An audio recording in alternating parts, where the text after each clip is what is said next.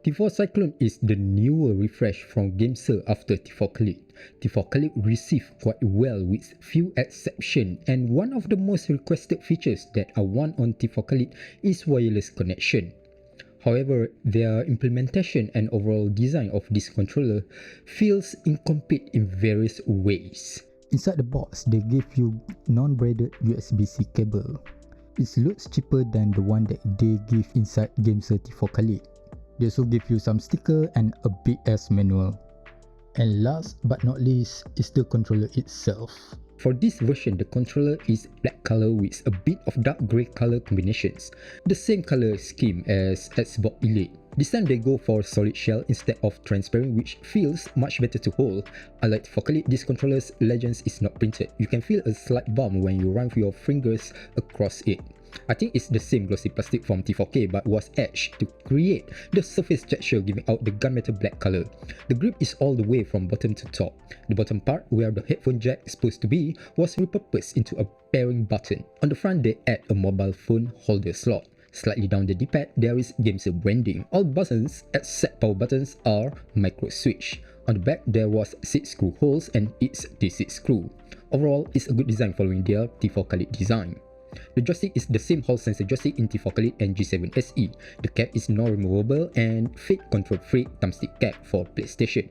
The ring around the joystick is not pure M plastic despite being glossy. Hence, I still feel a scratchy rotation. The thumbstick also feels a bit more to a hard plastic. Trigger is Hall sensor trigger with a hair trigger function. Unfortunately, there's no stopper. You can easily switch on hair trigger function by press M plus trigger for 2 seconds until it vibrates.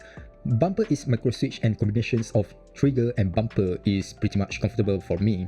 ABS swap buttons follows the Xbox mapping while non-pro versions follows Nintendo mapping. Fortunately, changing button mapping can be done by holding M plus A for 2 seconds. The buttons have gloss finish and it is a mouse click buttons, but it feels floaty on touch. It still has a good travel distance and didn't flush into the body. The pad over here is different from T4 Kaleid and follow G7 design. It's all micro switch and I don't get any false input. It's an okay design comparable to the rest of controller market.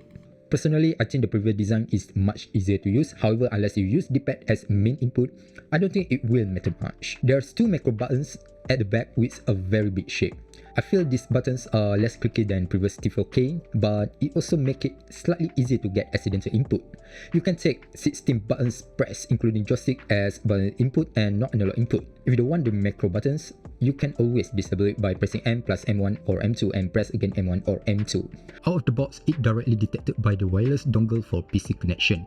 With the dongle, the PC always see the controller connected even if the controller is switched off.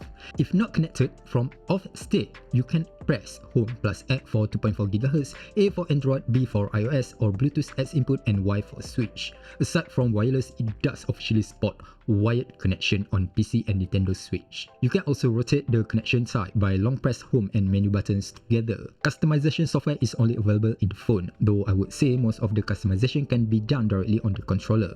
The software is not available in my country Google Play Store, so if you are in my situation, you can download the APK file from their official GitHub page. Be warned that some phone will flag start loading app as harmful. For iOS, it is available in the store, but you can only customize it when connected as Android controller. By default, it will be detected and act as native Xbox controller, and the app only detects the controller if connected as Android. You can customize it, but to test it, you need to go back to Xbox controller mode. Simply saying, iOS port is not so good for now.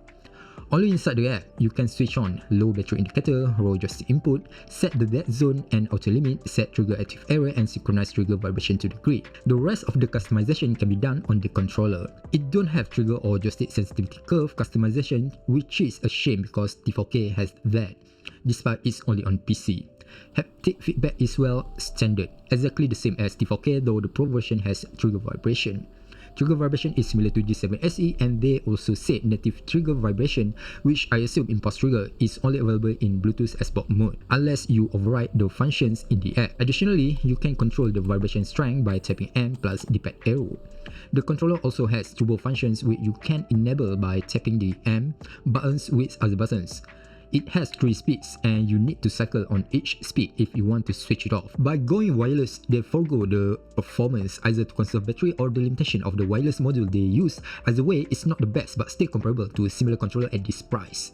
Forget 1000Hz, this currently runs 200Hz with jitter as the latency jumping between 8 and 4 milliseconds. You can overclock this to 1000Hz in wired mode, but it struggles to maintain 1 millisecond latency and jumping from 1 to 2 millisecond latency, resulting around 700 to 800Hz poly rate on average. Since there is no software for PC, there is no official way to make it 1000Hz and you need to rely on HID USB program. Performance wise, it's not far behind from T4K when overclocked. With T6 screws, this assembly is okay as long as you have a good screwdriver. The small battery definitely not suffice as I only managed to get around 6 to 8 hours with 2.4 GHz. I wish the battery is bigger to give us a longer gameplay. There are only 2 variations for this controller, Pro and non-Pro version. One is black and one is white. One has Xbox layout and another is Nintendo layout. Pro version has trigger vibration and comes with the dongle. Non-Pro does support the dongle but you need to buy separately. If the price different not so much, I think better opt for Pro version, though I don't think you lost much since the actual difference is the trigger vibrations. For conclusions, I do think this is a good controller. However, you want to curb your expectations since it doesn't have many features that make it stand out in the market except the price. Plus, it does feel more incomplete product than the wired T4K. That's all about it. I do like it, but it felt so lackluster, especially on the performance. If you just want a fast controller, wired T4K is a better choice unless you don't mind using HID USB. But if you are looking for flexibility of wireless, T4 Cyclone is a decent choice just for the price. Okay, bye.